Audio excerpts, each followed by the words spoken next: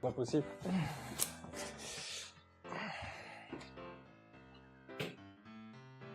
Non, c'est record ou pas? Oui, ouais. Ok, d'accord. Bonjour.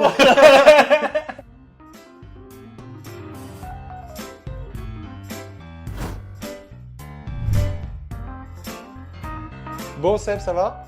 Bah écoute, ouais, ça va. Mm. J'ai chaud. Ok, moi aussi. Je me sens pas très à l'aise parce qu'il y a beaucoup d'argent autour de moi et je parle pas de mes BD.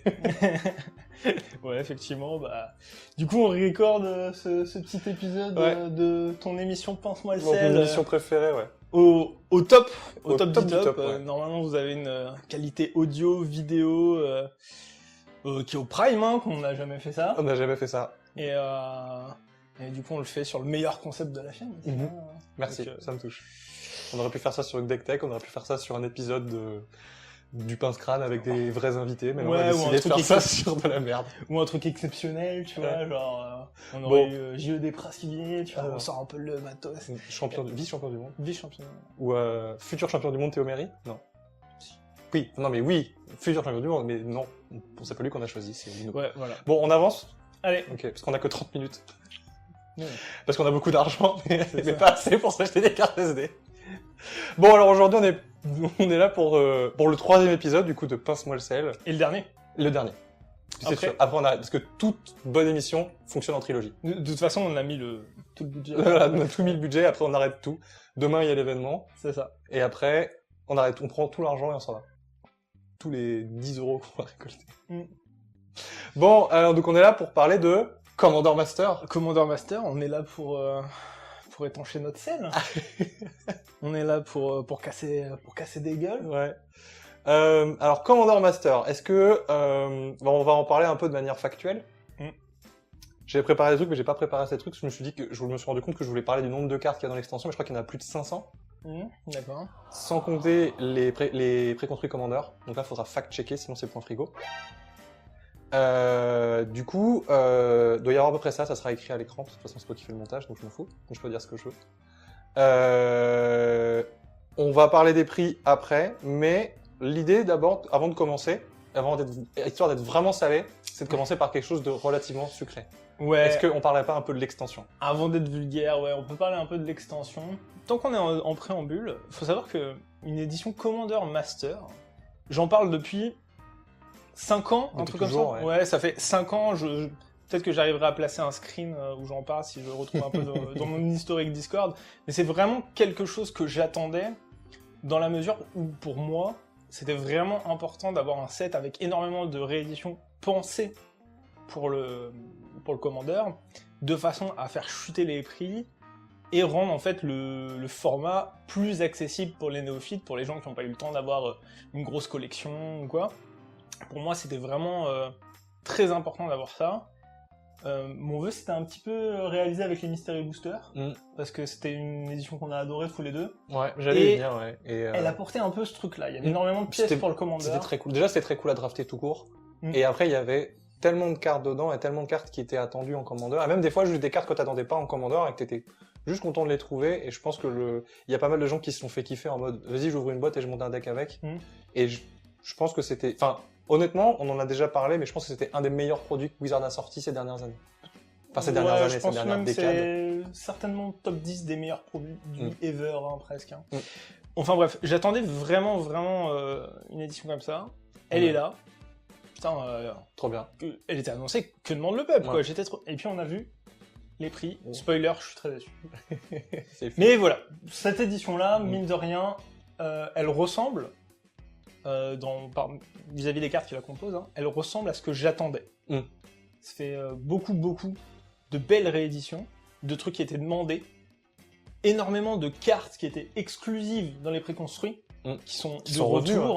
ouais. Hein, Des reprints qui étaient très attendus et des cartes on disait justement que soit elle valait cher, soit juste elle était chiante à trouver parce que quand tu la printes en un exemplaire dans un deck, si tu veux la carte, t'es obligé d'acheter le deck, t'es obligé de l'acheter sur le marché secondaire et la population des cartes était relativement faible, donc c'était chaud. On va pas parler des sorts gratuits, mais il y a un moment où par exemple Ash Barrens, Lande Cendreuse, valait très cher parce qu'elle était jouée en pauper. parce qu'elle avait été print en commune, et du coup, c'était beaucoup joué en popper, et la carte valait très cher, alors que la carte n'est pas si bonne que ça en plus, mais c'est juste que elle était demandée en fait comme carte, et que c'était une carte, enfin bref, c'est une petite carte quoi. Et voilà. Enfin, c'est un des nombreux exemples, mais après ils l'ont réimprimé dans M25 et ils l'ont réimprimé après ils les ont réimprimé dans d'autres decks, mais voilà. Est-ce qu'on ferait pas un petit comparatif avec Commander Legends 1 et 2? Si tu veux, à quel niveau? Je sais pas. Commander Legends 1, je pense que c'était... Il y a une petite déception sur Commander Legends 1, parce que les gens s'attendaient à ce que ce soit Commander Master, et ça ne l'était pas. Il y avait quand même pas mal de cartes de Commander. Enfin, il y avait quand même des cartes qui étaient attendues en Commander, et des reprints, et tout un tas de choses. J'ai pas trop de souvenirs des cartes qui étaient dedans, bon, à part Lotus Joaillier, quoi, mais il y avait quand même pas mal de cartes de support, en fait. Même juste des cartes, quand t'es nouveau joueur et que t'as pas accès à une grosse boîte ou accès au marché secondaire, parce que t'as pas forcément envie d'acheter des cartes sur le marché secondaire, bah t'es content d'ouvrir un pack et de tomber sur, je sais plus ce qu'il y avait comme carte, donc je veux dire des conneries, mais genre, bon, pas une culture, mais je sais pas, une pierre de l'esprit, truc dans le genre, enfin des trucs comme ça, quoi. Ouais, alors je me souviens beaucoup de mon feeling que j'avais sur Commander Legends 1 au moment des spoilers. Il y avait un petit côté de what the fuck, c'est quoi ce spoiler, notamment quand tu voyais Agent d'opposition et le Briscock. Il y avait un peu de waouh, c'est incroyable. Quand on a vu les deux Planeswalkers qui avaient le partenaire, si on n'arrivait pas à jauger vraiment l'impact que ça allait avoir. Même c'est pareil avec toute cette ribambelle de créatures partenaires. Je pense que à un mois après sortie de l'édition, je pense qu'il y a eu un consensus pour dire que c'était une bonne édition. C'était une édition qui était très puissante. Enfin, c'était... Ouais, très puissante. C'était très puissant, c'était très fort. J'ai pas de feel bad sur cette édition du tout. J'ai pas l'impression qu'il y avait l'attente d'un Commander Master. Je pense que quand Commander Legends a été annoncé, les gens disaient oh putain c'est Commander Master, et en fait c'était plein de nouvelles cartes, et du coup les gens étaient à la fois pris au dépourvu parce qu'ils s'attendaient à des reprints, mais en même temps contents parce qu'il y avait des nouvelles cartes. Ouais. Bon, en tout cas moi ça a été mon sentiment. Okay. Ça a été mon sentiment, et je pense que ça a été aussi la première déception sur le prix des cartes. Pas le prix des cartes, mais le prix des boosters. Ouais, il y avait une réhausse. Il y avait une hausse du prix des boosters à ce moment-là sur un produit un peu exceptionnel. Après, ça s'entendait parce que, enfin, ça s'entendait. Ça s'acceptait, Foreshadowing, parce que c'était des boosters de 20 cartes. Donc il y avait un peu plus de cartes, il y avait plus de rares. T'étais assuré d'avoir des partenaires dans ton booster. Enfin, t'avais... Mais là, ça s'entend. Le booster vaut plus cher parce qu'il y a plus de produits dedans. Donc effectivement, on garde ça pour, on met une épingle là-dessus, puis on le garde pour plus tard. On met un petit post-it, mais globalement, je vais acheter des bananes. Je m'entends bien que le prix va être plus cher si j'en prends si j'en prends 7 plutôt que 5, quoi. Ou de meilleure qualité. Ou de meilleure qualité. Genre pas des bananes qui croquent. Pas des bananes qui croquent. Et tu voulais faire un comparatif avec Commander Legends 2. J'ai pas très envie de parler de Commander Legends 2. Ouais, une grosse déception. Je pense qu'il y a un gros problème de communication autour de ce titre. Et le premier problème de communication, c'est son nom. Je pense que le fait que ça s'appelle Commander Legends 2, en fait, on s'attendait à la suite de Commander Legends 1, et c'était pas le cas en termes d'expérience de jeu. Que ça soit en draft ou et même d'expérience d'ouverture de booster finalement. Donc ouais, je pense qu'ils avaient. Je pense qu'il y a un moment où dans le planning ça a fait. Il faut qu'on sorte un deuxième set de Donjons et Dragons. Faut qu'on sorte un Commander Legends 2, et les mecs ils ont fait. Désolé, mais il faut les mettre en même temps. Je sais pas, je suis pas bien sûr. En fait, t'aurais pu très bien faire cette combinaison là avec un power level tout simplement plus puissant. Néanmoins, c'est une édition qui a énormément de cartes exclusives et très peu de rééditions. D'accord. Ils ont voulu présenter une expérience de draft multijoueur cohérente, avec un power level capable d'initier les gens qui viennent de D&D, population de joueurs qui est bien plus grande, je suppose, aux États-Unis que chez nous. Je sais pas, j'ai pas de chiffres à ce niveau. Je pense que c'était une vraie édition appel du pied, qui était là pour faire venir des nouveaux joueurs, et du coup, je pense qu'ils ont voulu pas faire des trucs trop dégénérés. Justement comme ils ont fait avec Donjons et Dragons 1 en fait. Oui, exactement. Le power level était très bas, bon à part Dispute Mortel. Mais ouais, non, je pense qu'ils ont essayé effectivement d'avoir du Magic Donjons et Dragons, mais pas trop compliqué, pour que les gens soient pas perdus, et pas trop pétés non plus. Et encore, ça se discute au final, parce que quand je pense Ouais, non, à si, prendre l'initiative, Ou les donjons. c'est compliqué, mais c'est bien pour le... Je sais pas, je n'ai pas la réponse. J'ai pas la réponse. On va parler un peu de Commander Master quand même du coup, Allez. parce qu'il nous reste... Non, je déconne. Non, je déconne. Commander Master du coup. Commander Master, c'est une extension du coup avec 500 cartes, composée exclusivement de reprint. Oui. Jusque-là, on est d'accord. Et du coup, avec beaucoup de bonnes cartes en fait. Beaucoup d'excellentes cartes, et des cartes attendues, comme on disait. Je sais pas ce que va donner l'expérience de draft. D'ailleurs, du coup, il y a beaucoup de bulk aussi. Parce que c'est une carte, c'est une expérience de draft, enfin c'est une édition qui est draftable, pardon. D'ailleurs, il y a une règle spécifique pour le draft. Tout à fait. En gros, ils ont annoncé que toutes les créatures légendaires monocolores avaient le partner. Juste pour l'expérience de draft. Ouais, je trouve ça confusant. Je trouve ça confusant, mais je trouve ça bien, plutôt que de réimprimer tes cartes avec le partner, de reforcer des partners en fait dans une extension. Parce que, moi je le répète souvent, mais Magic c'est fait pour être joué, et à la base, un booster c'est fait pour être drafté. La base de la base, la raison pour laquelle les boosters ont été inventés, la raison pour laquelle il y a 10 communes, 4 unco, une rare dans un booster, c'est pour le draft. Moi j'aurais cut l'expérience de draft de l'édition. Mais je pense qu'ils peuvent pas le faire en fait, parce que ça fait partie de l'ADN du jeu. Ils l'ont déjà fait. Il y a déjà eu des éditions où il n'y avait pas de draft booster. À part Aftermath, tu penses à quoi? Je sais plus. Peut-être que je me trompe. Mais... je crois honnêtement, je crois qu'il n'y a aucune extension où il n'y a pas de booster de draft. Ou en tout cas, il n'y a pas d'expérience de draft. Il n'y en a pas une récente qui n'a pas eu de booster de draft, à part Aftermarch. Lord of the Ring, il y en avait, c'est sûr. Ok, je me trompe ça. Hors produit genre Warhammer 40 000, le truc dans le genre. Dominaria Dominaria Remastered. Il n'y a pas de booster d'extension, mais il y a des boosters de draft. L'expérience de draft très bonne d'ailleurs. D'accord, ok, je me trompe alors. Ok. Mais en tout cas, moi, mon sentiment, c'est qu'un booster, c'est fait pour être ouvert, mais c'est fait surtout pour être joué à la base. C'est des pièces de jeu. Enfin, les cartes sont des pièces de jeu, mais un booster de draft, à mon sens, est une pièce de jeu.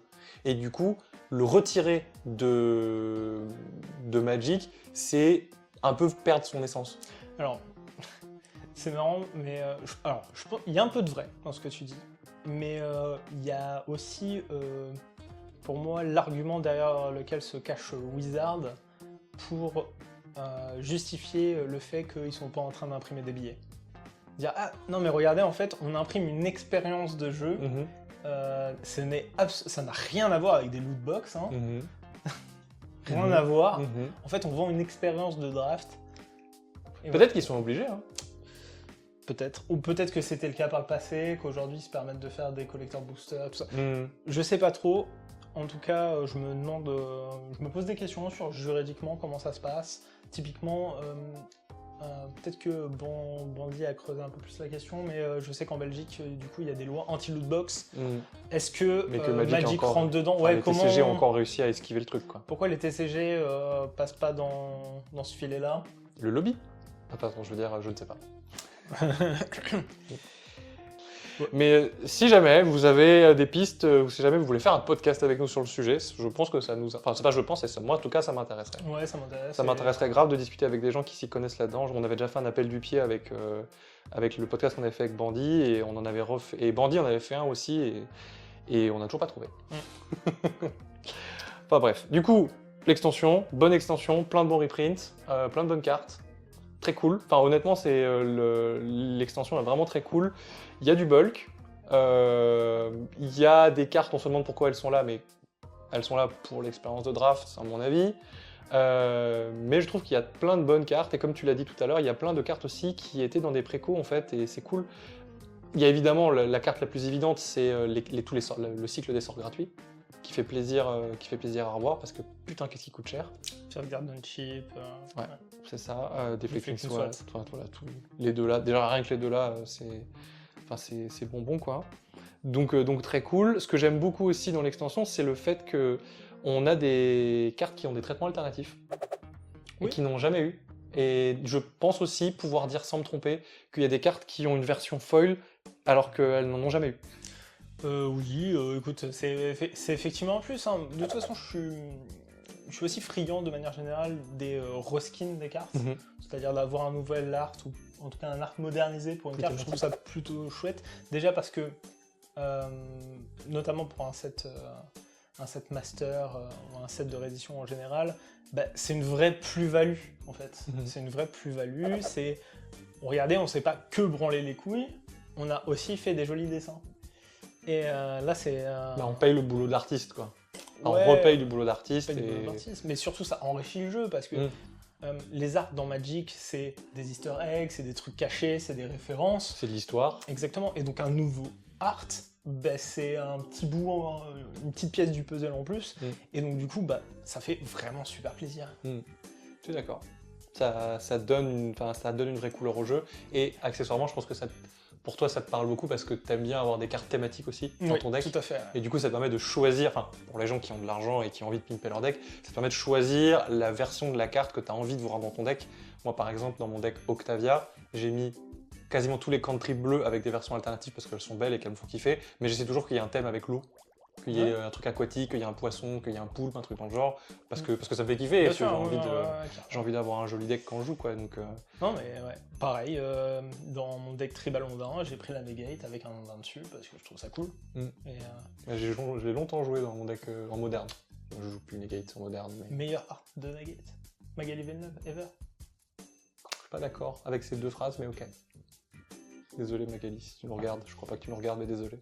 Ouais, bon bah voilà, c'était bien. Ça c'était la partie chouette. Ouais. Donc là c'est le moment où on coupe tout, on retourne là-bas, on change de fringue, on s'habille en métalleux, on revient, on a les sourcils français, et on fait... C'est quoi ces prix? Ça tire vachement bien une crête de punk. Ouais, c'est quoi ces prix? Je suis d'accord, c'est affolant. Est-ce que tu veux un petit fact-check? Vas-y. Bon, en fait, je te demande pas ton avis parce que je l'ai préparé, du coup ça ferait chier de la préparer pour rien. Let's go, vas-y.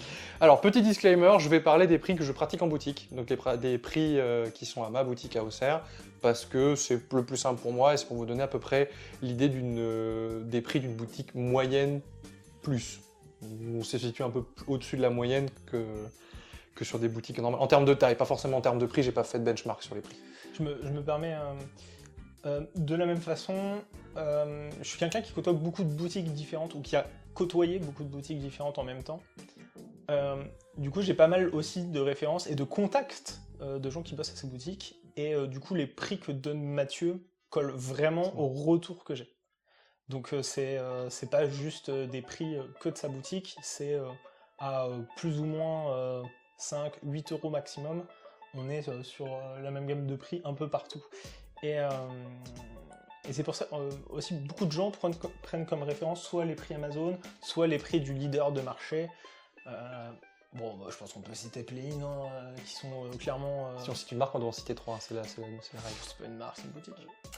Ouais, bah je sais pas... non, je m'en fous, vas-y, on continue. Oui, bah voilà, quand on regarde... Enfin, les gens prennent souvent comme référence, comme tu dis, les prix Internet. Et les prix Internet, bah, c'est pas les prix de la vraie vie, en fait. Ouais, voilà.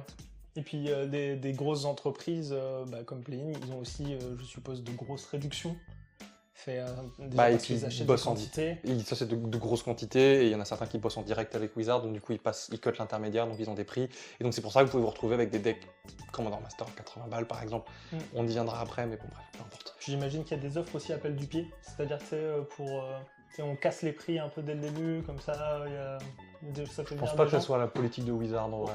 Ah non, je veux pas les prix oui, ouais, peut-être.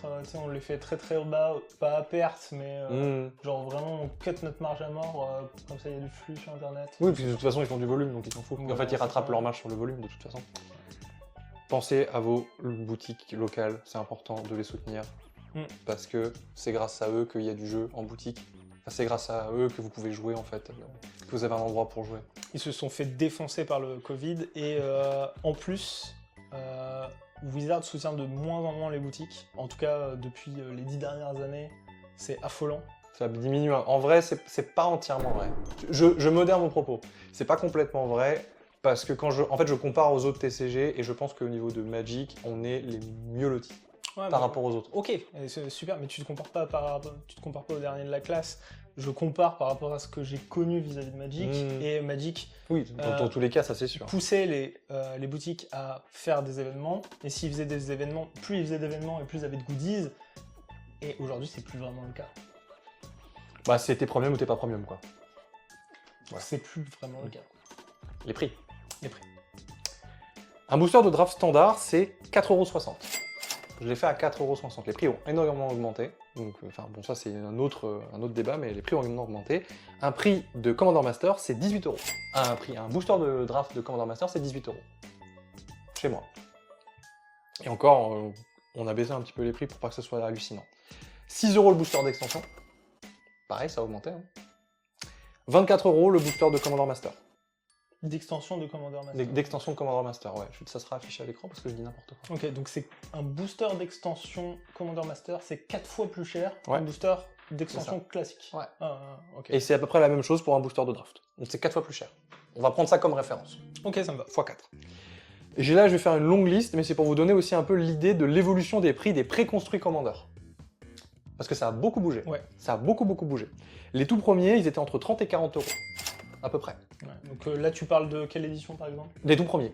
Vraiment des premiers. Ouais, ok, donc on peut inclure genre les précos avec Markov et Ouais. tout ça. Non, même encore avant. Hein. Oui. bien sûr. Zedru, tout le bord, enfin les... Mais ouais, effectivement, tout je le me bord. souviens de ces prix-là, tout à fait. Donc c'était entre 30 et 40 € à peu près, ça a augmenté un petit peu aussi au fur et à mesure. Sur Zendikar, Ouais. on a eu 2 préconstruits à 20 balles. Oui, et ça continuait avec Kaldheim, Commander Legends 1 aussi. Je crois que c'était à peu près le même produit ou le même moment. Ouais, Aizy et Willet, ils étaient à 20 balles. Ouais, très bon produit. Et très bon produit, hein. Très bon c'est deck, très bon produit. Les decks n'étaient pas incroyables, mais ils étaient jouables, faciles à améliorer, thématique claire et prix très accessible. Et prix ultra accessible. Enfin, honnêtement, je pense que c'était la meilleure époque pour jouer en Commander. Tout à fait. Ensuite, on est passé à 40 balles, sachant qu'à ce moment-là, ils ont annoncé qu'ils allaient faire des decks, ils allaient faire au moins 2 decks pour chaque édition standard. Et donc là, on est passé à 40 balles. Puis on est passé à 50 balles, avec l'ajout du fameux petit booster collector. Oh putain, ça c'était la douille. Ça, c'est la méga douille. Alors, on parle du petit booster qui rajoute dans les decks préco avec 2 cartes de l'édition avec lequel le deck est affilié. Et ce sont des cartes, il y a une rare mythique dedans, je crois, sûr. Même pas sûr. Les deux sont foils. Il y a une rare mythique. Et une de et la merde. une, ça peut être n'importe quoi. Et une, ça peut être n'importe quoi. C'est vraiment du foutage de gueule. La majoration, elle est de combien? Elle est de 10 balles? Ouais. Pour 2 cartes random. 2 cartes random et souvent qui puent la merde. Moi j'ai eu du bol une fois. Mais t'as bien eu de la chance. Mais ouais, non, mais 10 balles et puis cette augmentation, elle était pas enfin, elle a été justifiée ou pas? Je sais plus. Autant que les autres. C'est juste que maintenant il y a un macaron sur les decks avec marqué regardez, vous avez un échantillon de collector booster. Je comprends pas pourquoi il y a cet échantillon. Je vois même pas à si. quoi il sert. À part en fait, si, c'est pour dire aux joueurs de Commander, achète des boosters collector. Ouais, ok. La première dose est gratuite. Enfin, elle est pas gratuite du coup, elle est à 10 balles, mais tu vois ce que je veux dire, c'est que la première dose. Je trouve l'analogie très pertinente. Mais c'est ça, hein. Moi, c'est ce que je dis tout le temps en boutique. Hein. À chaque fois que je donne des cartes promo, que je donne des dés ou je donne des petits boosters, je dis toujours que Prends ta dose. La première dose, elle est gratuite. Hein. Warhammer, Lord of the Rings, 60 balles. Je pense qu'on peut s'attendre à un même ordre de prix pour Doctor Who. Le prix me paraît pas justifié. L'augmentation de prix me paraît justifiée. Le prix me paraît pas justifié. Ça me dérange pas de payer 10 balles de plus si c'est pour avoir, on en a déjà discuté, mais si c'est pour avoir des illustrations alternatives sur l'entièreté du deck. Warhammer et Lord of the Rings, en tout cas, c'est ce qui s'est passé. Les 2 decks, c'était que des illustrations thématiques avec l'extension. Avec la franchise, ouais. Avec la franchise, ouais. Même les basiques. Même les basiques. Même les basiques, hein. Ils étaient même pas obligés de le faire. Alors, là où j'entends qu'il y a une augmentation de prix, je considère que ces préconstruits, que ce soit ceux-là ou même ceux à 50 €, comme ceux de Capena et tout ça, je trouve le prix trop cher. Notamment quand c'est justifié comme de la merde avec le booster de 2 cartes à 2 balles. Je crois qu'il y avait un des arguments, c'était il y a plus de cartes exclusives. Je suis pas sûr. Par contre, ces produits-là, que ce soit le Seigneur des Anneaux et Warhammer 40 000, sont vraiment d'excellents produits en termes de conception. À l'ajout l'augmentation du prix, il peut justifier aussi par l'achat de la licence. parce qu'à mon avis, acheter la licence Seigneur des Anneaux, ça doit coûter Bah, Warhammer l'argent. aussi. Hein. Ouais, certainement. Hein. Ah bah, Oui, bien, non, bien, Warhammer bien, 40K, bien, je pense bien que- évidemment. Mais en fait, je dis ça parce que je sais. Tu sais combien ça coûte? Non, mais je sais combien Amazon a acheté les droits pour, pour Ring of Power. leur série, et donc du coup, je me On suis n'en parle dit, pas. ok, Ça fera l'objet d'un autre épisode. ça va. Mais voilà, il faut acheter la licence, il faut faire toutes les illustrations de tout. Il faut commissionner des nouveaux artistes. Pas des nouveaux artistes ou des artistes existants. Et puis, en fait, ça demande aussi une cohérence dans les cartes et leur conception, qui est vraiment plus exigeante que d'habitude, parce qu'il faut que ça colle à des personnages qui ont été déjà créés par d'autres gens. Et il y a une attente des fans qui est hyper forte, on s'en rend encore compte avec le Seigneur des Anneaux. Et du coup, faut pas foirer ça. Et Bah, c'est du bottom-top, hein, plutôt du top-bottom. Exactement. Et je sais qu'avec Warhammer 40 000, enfin, les retours que j'ai eus des fans de l'univers de 40K, il est quasi unanime. L'édition est excellente, il y a des clins d'œil partout, ça fait trop plaisir. Petite note sur les decks Warhammer. Il y a quand même eu des illustrations où l'artiste c'était Games Workshop. Ouais, ok. Bah, ça, peut-être parce que c'est fait par un groupe de personnes, ou l'équipe de design, de machin, et que eux-mêmes n'ont pas les droits. Ouais, mais je sais pas, c'est un peu dommage quoi.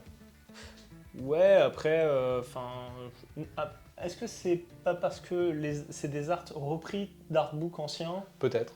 Mais dans tous les cas, ça veut dire que Et, c'est pas des illustrations qui ont été commissionnées spécialement pour le deck. Écoute, si l'illustration colle bien avec la carte, j'en demande pas beaucoup plus. Ok. Et après, Du coup, sans transition, Hop hop hop, c'est le Nox du montage, je vous interromps dans votre vidéo pour vous montrer un petit truc.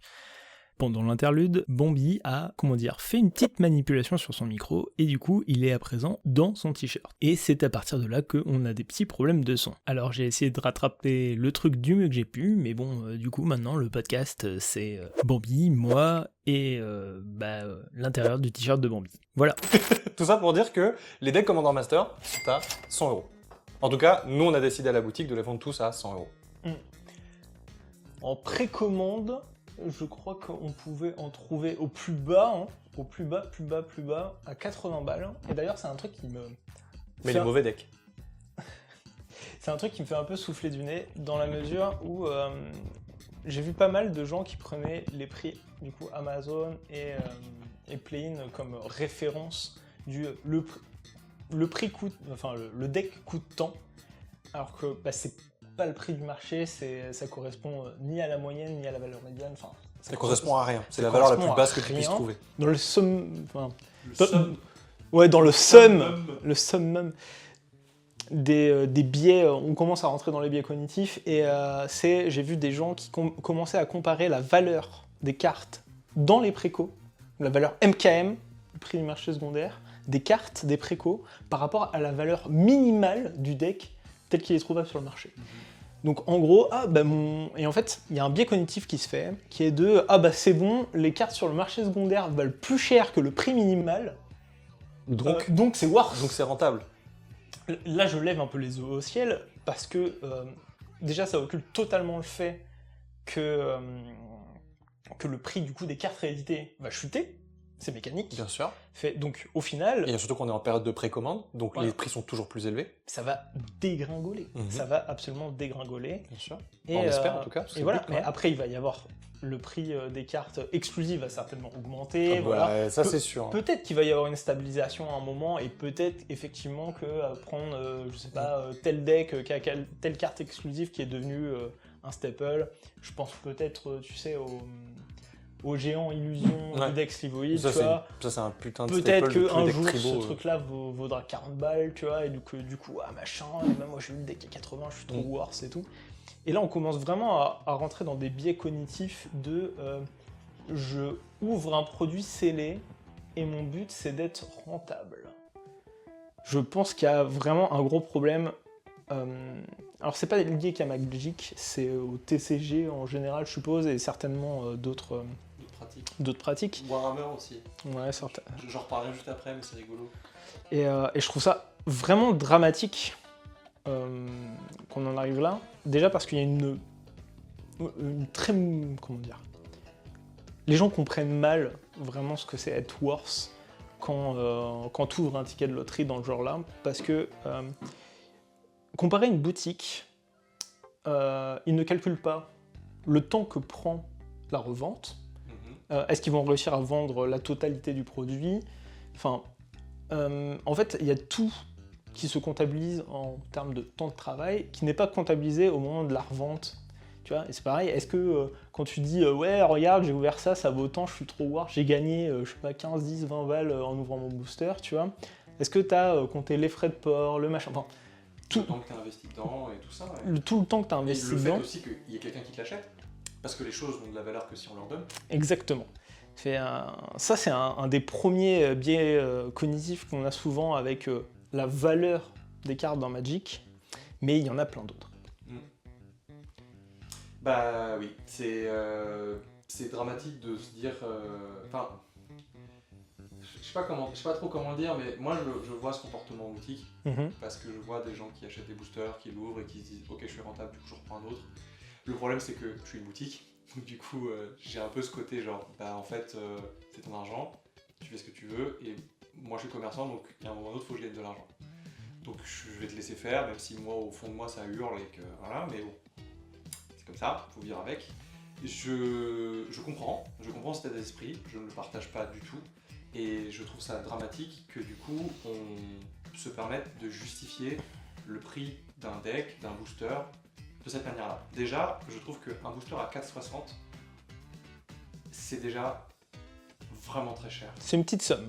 C'est quand même une petite somme, hein, et je voulais le garder pour plus tard, mais je vais quand même je vais le faire maintenant. Je vais faire la comparaison avec le jeu de société, parce que, encore une fois, je sais que je me répète souvent et que voilà, je m'en fous, parce que sinon je suis vieux et sénile, donc je fais ce que je veux. Magic, c'est un jeu.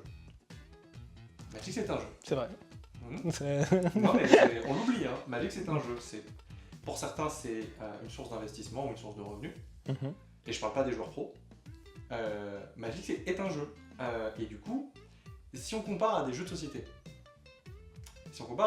en fait, Magic, ce qui est une très mauvaise idée, hein, pour s'entendre bien. Je vais prendre deux jeux que j'aime vraiment beaucoup, qui sont It's a Wonderful World, qui est à 45 €, c'est un jeu de draft, en gros, qui se joue, c'est un jeu de draft et gestion de ressources. Tu fais de la pub pour ta boutique là un peu, non? Non, je fais de la pub pour le jeu. J'en ai déjà parlé en plus dans Interscram de It's a Wonderful World. Alors vous pouvez retrouver... le jeu. Non, merde. Carte sur table. Et Res Arcana, qui est un jeu aussi de gestion de ressources, que j'aime beaucoup, un jeu de combo de cartes, enfin voilà, qui vaut 40 balles. Donc on va dire, un jeu qui, en tant que joueur de Magic, je le compare beaucoup à Magic, je le propose souvent à des gens qui aiment bien jouer à Magic, parce que c'est des jeux où j'ai les mêmes sensations de jeu. 40 et 45 balles. Qu'est-ce que j'ai dans Magic pour 40 et 45 balles? Un préconstruit Commander, avec lequel je peux jouer... Bah non, je suis tout seul. Ok, je peux me permettre une comparaison qui va dans ton sens, mais peut-être qu'elle sera un poil plus parlante. Combien vaut... Rappelle-moi le prix d'une boîte, je sais pas, de 7 boosters Commander Master? 480. 480. Moi je la vends 480. 480. Là-haut, je sais pas si on le voit bien à la caméra, il y a un jeu qui s'appelle Gloomhaven. Combien tu le vends en boutique? Je le vends à 170 maintenant, il a beaucoup augmenté. D'accord, alors c'est un jeu que j'aime beaucoup, auquel j'ai eu l'occasion de beaucoup jouer pendant la période Covid. Pour 100... Combien de temps ce jeu? Très longtemps. Combien, en volume horaire? Toute la période Covid. Non, mais en termes de volume horaire, tu estimerais ça à combien de temps? Je sais pas. Genre on est sur la centaine d'heures, on est sur la dizaine d'heures? Ouais, je dirais 300 heures. Ok. Pour 160... 180 170. Pour 170 €, tu payes la conception du jeu, les illustrations, le matos, les cartes, je sais pas, le bouquin de règles, tous ces trucs-là. Tout le concept. Et là, pour 3 fois le prix... 4 fois 4 fois 160, ça fait 480. Pour 4 fois le prix, t'as des cartes rééditées avec de temps en temps une nouvelle illustration. Et pour une expérience de jeu de... Allez, Une dizaine d'heures parce que je suis sympa, parce qu'un Non, draft mais- de Commander, c'est long. Au-delà, après, t'as l'aspect objet de collection, machin. Fuck Oui, it. mais on Mais- parle d'une boîte de draft. Mais là où c'est foutage de gueule, moi je le vois plus du côté manufacture, tu Mhm. vois. C'est-à-dire que ça leur a coûté que dalle Mhm. de produire cette édition, tu vois. Et ils te la vendent beaucoup plus cher. Et ils s'en mettent 4 fois, du coup. plein les fouilles. Et sans vrai argument Mhm. commercial. Les cartes sont pas en or, tu vois. Enfin, Mhm. ils ont pas amélioré. Ah, Ils ont clairement non. ils ont pas amélioré la texture des Il cartes. n'y a même ou pas de quoi, nouveau enfin, foil. bon, on s'en Il y a- fout non, mais tu vois, du ça, foil, ils pourraient mais, justifier en disant, oh là là, c'est une nouvelle technique de foil, ça c'est- coûte cher. Non, mais ils auraient pu dire, on s'est bien rendu compte que la qualité des produits s'est détériorée ces dernières années. On a décidé de remétier à ça et d'investir. Du coup, voilà, ça va se faire ressentir dans les produits. Et c'est débattable, mais ça s'entend. Là, il n'y a pas d'argument. C'est-à-dire que pour 4 fois le prix, tu as pas plus en fait. Tu as voilà, les cartes rééditées qui ont été éditées par le passé et à côté de ça, tout le monde s'attache au ouais, mais les cartes elles sont plus fortes, donc faut payer le prix des cartes plus fortes. Ça aussi, hein, c'est le best biais cognitif ever des joueurs de TCG. Ça va permettre de rebondir sur un tweet que j'ai récupéré de Pleasant Kenobi. Enfin, c'est pas un tweet de Pleasant Kenobi, c'est Pleasant Kenobi qui Si t'as un truc, qui commente une question qui a été posée sur le blog Atog. d'accord. Donc le blog Atog, pour ceux qui ne savent pas, c'est le blog de Mark Rosewater, le lead designer en fait, le chef du design en fait de Wizard of the Coast. C'est entre guillemets lui qui décide comment est-ce que Magic sera. C'est pas vrai totalement, mais en tout cas c'est lui qui design Magic. Et c'est accessoirement, mais les deux sont pas forcément liés, lui qui est un peu le visage de Magic en ce moment. C'est quand on pense à Magic, on pense à Mark Rosewater. Et du coup, il a un blog sur lequel, qui est très ouvert, en gros, où les gens peuvent poser des questions et il essaye de répondre assez régulièrement et de manière la plus honnête possible. Du coup, j'ai traduit une question que j'ai beaucoup aimée et dont j'ai beaucoup aimé aussi la réponse. Donc la question était « Pourquoi est-ce que Commander Master a-t-il un prix de produit premium ? Le format est casual. J'ai la sensation qu'une édition comme celle-ci devrait avoir un prix aussi accessible que ceux des sets standards. » Ce qui est une question qui s'entend. Enfin, en fait, c'est exactement ce qu'on vient de dire, à savoir pourquoi ça coûte 4 fois plus cher. Zéro raison. La réponse de Mark Rosewater étant « Parce que le prix des boosters est plus influencé par son niveau de puissance globale que sa casualité. » Et là, on touche du doigt un sujet qui est sensible, je pense, en tout cas qui est sensible pour Wizard of the Coast et qui est ultra important, à savoir, est-ce que Wizard of the Coast se soucie du marché secondaire ? Officiellement, non. Officieusement, oui. Mais enfin, c'est juste de la mauvaise foi de leur part. Enfin, non. C'est juste une façon de se protéger que dire le contraire. Ils n'ont pas le droit de dire. En fait, la raison pour laquelle on parlait des lootbox tout à l'heure et la raison pour laquelle moi j'apporte ce sujet-là, c'est pour pointer du doigt un truc qui est très important, c'est que si jamais Wizard of the Coast admet qu'un Ravland vaut 10 balles, que Fierce Guardianship ça vaut 30 balles, 40 balles, 50 balles, ça veut dire qu'ils donnent une valeur monétaire à ces objets-là. Ce qui veut dire que Ils impriment des billets de banque. Ça veut dire que quand tu ouvres un booster, tu as un ticket à gratter. C'est exactement la même chose qu'un ticket à gratter, et du coup, c'est un jeu de hasard, c'est un jeu d'argent de hasard, et du coup, ils n'ont plus le droit. De mon point de vue, En tout cas, ils sont beaucoup plus taxés. de mon point de vue, la réponse de Maro, elle fait jurisprudence. Alors après, on peut toujours discuter de sémantique, hein, mais pour moi, c'est un aveu de on imprime des billets de banque. On le sait, regarde, on sait que cette carte est meilleure, et donc du coup, comme elle est meilleure, on l'a fait coûter plus cher. Il marche un peu sur des œufs parce qu'il parle de la puissance globale de l'extension. Il parle de la puissance globale de l'extension, ce qui veut dire qu'il nivelle un peu en disant c'est l'extension globale qui est chère, c'est pas cette carte-là en particulier. Bien évidemment, il fait le. Enfin, Mais il est obligé. il est obligé, il fait Sinon, le. il se fait il taper fait- sur la doigt, il se fait virer. Il fait le contorsionniste, Bah, mais bien sûr. c'est normal. Ils sont obligés, ils sont embourbés dans un Mais- truc légal. À mon sens, c'est la réponse la plus proche d'un aveu qu'on aura jusqu'à maintenant. D'accord, je suis Mais entièrement d'accord. alors, je me permets une anecdote. Un des trucs qui m'avait fait beaucoup réagir sur ce biais de valeur, puissance des cartes, prix, tu vois, de l'attente des joueurs de ah ben ça vaut cher, du coup, il y a où je veux qu'il y ait des cartes fortes dedans, c'est une vidéo de ValetPL où il parlait, tu sais, des decks pionniers. Ouais. D'accord, donc des bons produits hein, en somme. Ça dépend lesquels, parce que là, les derniers, ils étaient à 45 balles, 50 balles. Bref. Pour 60 cartes. Et il parlait de ces 75. produits-là, et il disait que bon, ben voilà, c'était plutôt bien. Pour tant d'euros, t'achètes ce truc-là, et t'as presque le deck au complet, blablabla. Et je suis le premier à reconnaître que c'est des bons produits. Mais si tu mets en perspective ce qu'ils avaient fait l'année d'avant, c'est-à-dire la même chose sur des decks standards,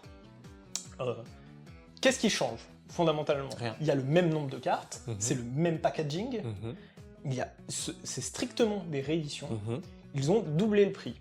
Pourquoi? Parce que ce n'est pas destiné à la même édition, au même format, pardon, et que la puissance du deck est supérieure. ValetPL trouvait ça super et tout machin, moi je trouve que on se fait pigeonner à mort. Oui. Tout simplement parce que si je paye 2 fois le prix, je veux 2 fois plus de contenu. Point. Je suis désolé, mais à quel moment, tu vois... Non, mais oui, d'accord.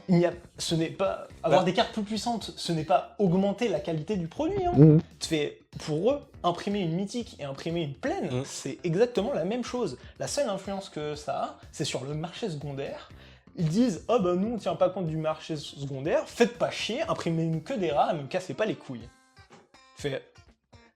Moi, enfin, ils ont pas le monopole de la mauvaise foi, hein, y a pas de souci. Hein, je peux être très très fort à ce sujet-là, et je te jure, c'est un biais cognitif qui me saoule. Qui me saoule.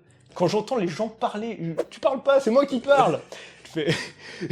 Quand je vois les gens dire les précos, ils coûtent 100 balles, il y a que de la merde et tout machin, les manabas sont pourris, ce qui est pas faux, hein. Mais moi ça m'hallucine parce que en fait l'attente est que j'ai payé 100 balles, donc du coup les cartes sont fortes, et cette attente me saoule, parce que c'est le problème du produit, c'est pas qu'il n'y ait pas de cartes fortes, le problème c'est qu'il coûte 3 fois trop cher. 4. Même plus que ça, si on s'amuse à le comparer avec des jeux de société.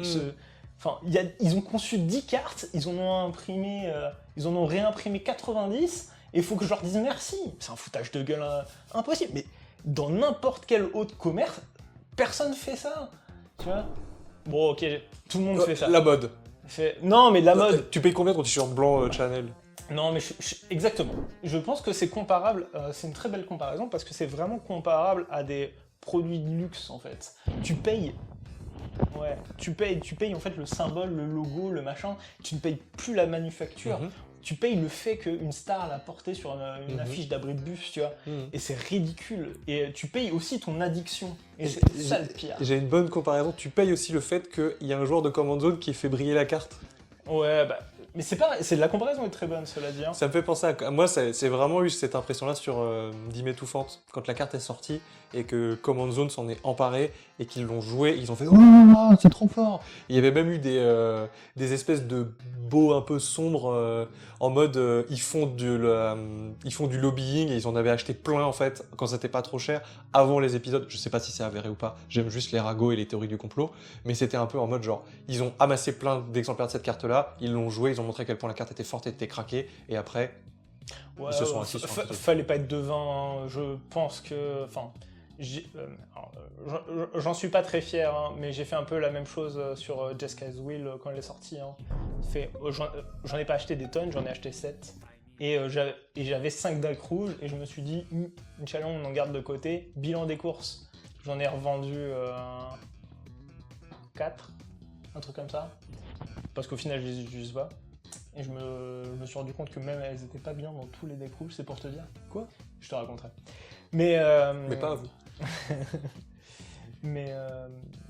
Donc finalement... Mais il fallait pas être devin pour voir que Smothering Tide allait être une carte qui allait broken le format. Ils l'ont mis en avant. Si effectivement ils sont fait de l'argent dessus, bah écoute, c'est des chiens, c'est tout quoi.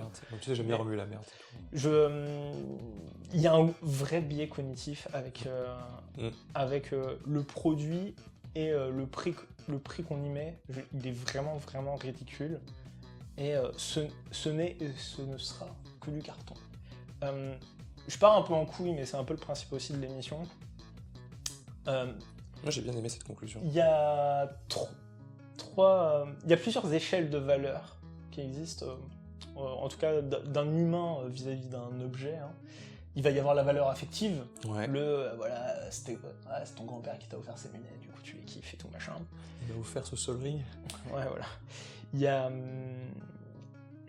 a la valeur de manufacture, donc c'est-à-dire tu payes les matériaux, la conception, Tu payes la qualité des produits. tu payes l'ingénieur, la qualité de l'acier, du métal, du machin.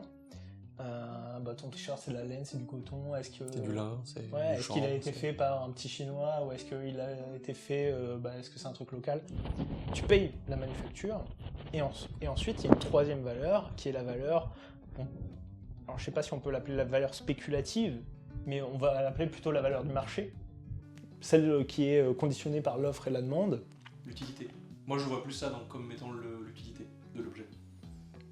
Ça se discute, hein. J'aime pas trop dire utilité. Bah, c'est à quel point on s'en sert.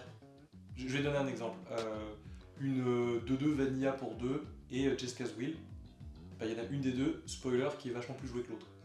Et du coup, qui est beaucoup plus demandée. Ouais, non, je trouve que ta comparaison fonctionne pas parce que si tu commences à apprendre un tableau d'un peintre ou quoi, son utilité, sa valeur peut être énorme et L'utilité est zéro, on est d'accord. Mais c'est plus. c'est pour ça que j'appelle ça la valeur de marché. Ouais, tu mais vois. tu vois, pour moi, un tableau, il a de la valeur parce qu'il est rare et parce que il est. Oh merde. Bon, vas-y, laisse tomber. Vas-y, je t'en prie, continue. Valeur de marché alors. Valeur de marché. Valeur Vas-y, de valeur de marché. marché, ferme ma gueule. Non, voilà, et faut se rendre compte que les cartes Magic aujourd'hui sur le marché secondaire, de mon point de vue, elles ne valent pas ce qu'elles devraient valoir. Pour moi, c'est du carton, et mes échelles de valeur, en fait, ça me renvoie à qui je suis en tant qu'individu, c'est-à-dire mes craintes, mes machins, comment dire, à quoi les cartes et les objets n'ont de valeur que ce qu'on leur donne. Mhm. Et en fait, moi, ce qui m'importe dans ma vie, c'est la pérennité de mes proches. Je me pose beaucoup de questions sur l'avenir, sur est-ce qu'on aura encore de l'eau dans 20 balais, est-ce Et qu'on pas si on arrivera à aura encore des produire. Smothering Ties dans Bref. 20 ans, quoi. Exactement. Je me pose beaucoup de questions, j'ai beaucoup de peurs écologiques. Et du coup, à côté, les problématiques de valeur de carte, c'est un peu du bullshit pour moi, tu vois. Mhm. Plus moi-même je mets les mains dans la terre, et plus le contraste il est fort. Et alors, je vous invite pas à avoir une conscience écologique, vous faites bien ce que vous voulez. Mais réfléchissez à ce qui est important pour vous, et mettez notre addiction, hein, parce que moi je le suis totalement. J'ai une grande dichotomie entre cette passion et mes valeurs personnelles. Mais voilà, je vous invite vraiment à mettre ça en parallèle entre qu'est-ce que vous souhaitez à vous et à vos proches pour votre avenir et la valeur de ces trucs-là, tu vois. Pas les bilans, quoi. Mais vous avez le droit de mettre de la valeur affective dans ces choses-là, d'être fier de votre collection. Vous avez le droit de mettre 10 000 € dans une carte si vous avez envie de mettre 10 000 € dans une carte, tu vois. Mais vous laissez pas prendre par votre addiction, parce que j'ai peur qu'un jour on le regrette. Enfin, moi en tout cas, j'ai peur de le regretter un jour. Et voilà, j'imagine que ça t'est peut-être sûrement arrivé, et peut-être à vous aussi. Qu'est-ce que te fait le regard des autres quand ils voient que tu es à ce point immergé dans cet univers-là, et que quand tu commences à leur parler d'échelle de valeur de cartes, ils hallucinent. Et moi, je me sens particulièrement mal, parce que eux, dans leurs yeux, je lis « Putain, t'as mis autant d'argent dans ce truc-là, t'es un peu con, tu vois. » C'est ça que je lis dans leurs yeux. Au début, j'étais un peu « Ouais, mais tu peux pas comprendre, je mets de l'argent où je veux, c'est un hobby, machin. » Et t'as vite fait de le comparer avec des sports, machin, de la grimpe et tout. Mais en réalité, cette peur, elle est pas illégitime, tu vois. Et faut mettre ça en perspective. Ça m'empêchera pas d'acheter des cartes, hein, mais par contre... Il faut le raisonner. Mon curseur, il s'est abaissé depuis quelques années. C'est pour ça que je veux jouer les Nazgûl dans mon deck Sauron, mais là, l'Unco elle veut 10 balles, je mettrai pas 10 balles par Unco, c'est hors de question. Je ferai des proxys, point barre, et puis voilà. Et puis si quelqu'un veut m'échanger des Nazgûl, je prends. Si vous voulez envoyer des Nazgûl Mais je à les Nox, changerai avec des cartes que j'ai déjà. n'hésitez pas. C'est-à-dire que je veux pas remettre mon argent dans des trucs comme ça, j'ai d'autres trucs à acheter, j'ai des outils à acheter, Non. Maintenant, si je dois prendre des trucs, des objets, ça sera des objets pour l'avenir, ça sera des trucs que je pourrais partager. Voilà. J'ai remis énormément en cause la valeur des choses, et donc du coup des cartes magiques. Et ça ne vaut pas le prix que vous payez. On conclut? Bah écoute... Enfin, je veux dire, le podcast. Ah ouais, carrément. Pas toi et moi. Non, je sais pas. Je voulais juste intervenir, tu vois, c'est peut-être un peu dans la continuité, sur le tweet d'une nana qui est passée, une brésilienne. T'as ça en stock? Je l'ai en stock. J'ai pas traduit, mais je l'ai en stock. Je le résume globalement. En gros, c'est une nana. Je ne sais pas d'où elle vient. De toute façon, on mettra évidemment les liens dans la description et à l'écran. Qui dit en gros, hey Wizard of the Coast, vous trouvez pas que vos prix sont un peu abusifs? Parce que en gros, moi mon salaire moyen, il est de 1320 réals. Donc c'est la monnaie brésilienne. Est-ce que vous auriez pas un peu pété un boulon? Et en gros, elle affiche les produits, elle affiche le prix des produits, et le préconstruit Eldrazi, il coûte en moyenne 1011 réals. Et juste pour vous donner à peu près une idée d'ordre de prix, 1320 réals, son salaire, ça équivaut à 273,93 $ US. En gros, un deck préconstruit coûte son salaire. En gros. Elle peut s'acheter un petit booster à côté. Sympa. Et en plus, elle a le droit à 2 cartes promo de l'édition, foil, mes couilles sur la table. Ouais. Voilà. Si ça vous fait rien, si ça vous fait pas réfléchir sur la perspective de la valeur des choses, c'est que vous êtes de droite.